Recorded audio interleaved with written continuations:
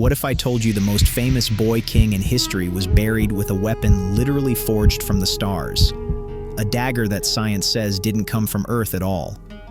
Tutankhamun's tomb is one of the greatest archaeological finds ever.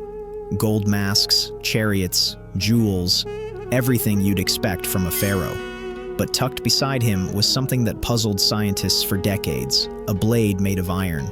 In a world that shouldn't have had iron yet, and when researchers finally put it under the microscope in 2016, the truth was stranger than anyone imagined. In 1925, Howard Carter's team carefully cataloged Tutankhamun's treasures. They found 2 daggers, one of gold, expected, fitting for a king. The other, an iron dagger with a golden handle, rock crystal pommel, and sheath decorated with floral motifs.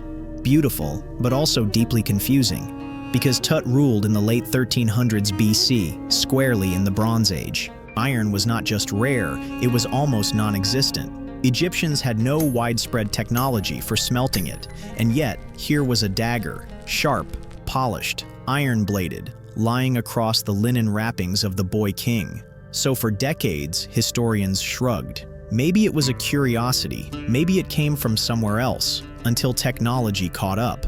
But when modern science finally tested it, the results didn't just rewrite history, they pushed it into the cosmos. Let's step back. Around 1300 BC, the world wasn't ready for iron. We were firmly in the Bronze Age, making tools and weapons from copper and tin alloys. The Iron Age wouldn't arrive for hundreds of years. So when Egyptians did find iron, it was almost always in one form, meteorites. They even had a word for it, Bayan Pet, literally, iron of the sky. Imagine being an ancient farmer, watching a fireball streak across the night sky, then finding a chunk of strange metal embedded in the desert. To them, it was divine. Metal fallen from heaven. No wonder Tut's dagger became such a symbol of cosmic power. But scientists wanted proof. Was this really space metal, or just an early attempt at iron smelting? In 2016, a team led by Daniela Comelli used X-ray fluorescence spectroscopy on Tut's dagger. Non-destructive testing, perfect for artifacts too precious to touch. The results? Astonishing. The blade contained about 89% iron, 11% nickel, and traces of cobalt, exactly the chemical fingerprint of meteorite iron. If history falling from the sky blows your mind, wait until you see what else we dig up. Subscribe now. You don't want to miss the next discovery. Even better, the composition matched known meteorites found in Egypt's deserts, possibly from the Karga region west of Alexandria. Science had just confirmed it. King Tut's dagger came from outer space. But now the real mystery began. How did Egyptians actually shape it? Here's where things get weirder. Meteorite iron is notoriously difficult to work. It's brittle, it fractures. Even today, blacksmiths struggle to make smooth blades from it. But Tut's dagger? Flawless. Smooth, polished, no hammering marks. A clean, sharp edge all the way around. This isn't a crude lump chipped into shape. It's refined craftsmanship. So who made it? Did Egyptians secretly master techniques way ahead of their time? Or was it a gift forged elsewhere?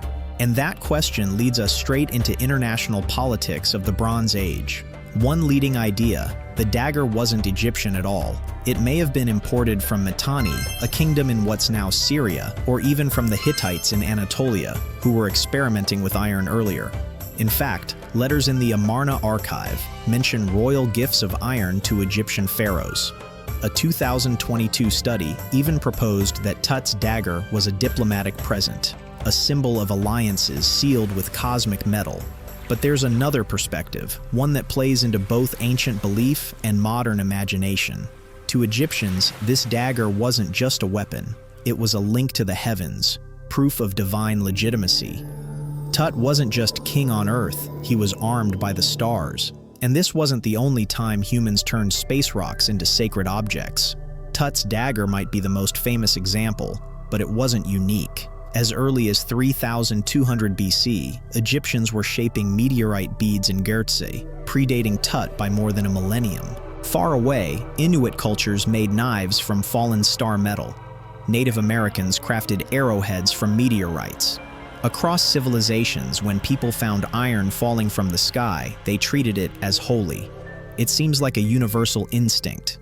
to turn a fragment of the cosmos into something you could hold in your hand. Tut's dagger was just the most extravagant version, fit for a king. But the symbolism of Tut's blade goes even deeper, into the myths of gods and stars.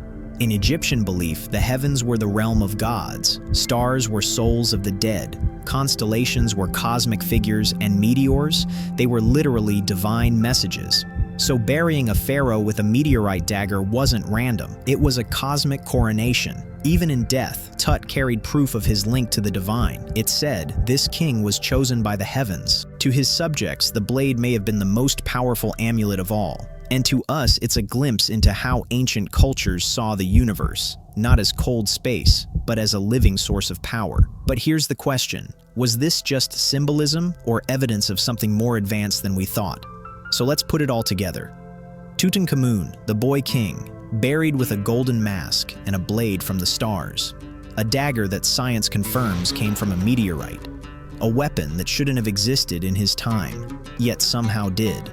It's not just archaeology, it's a cosmic story, proof that sometimes history literally falls from the sky. And it leaves us with one last question. If ancient Egyptians could shape space metal centuries before the Iron Age, what else have we underestimated about their knowledge, their skill, and maybe even their connection to the cosmos? What do you think?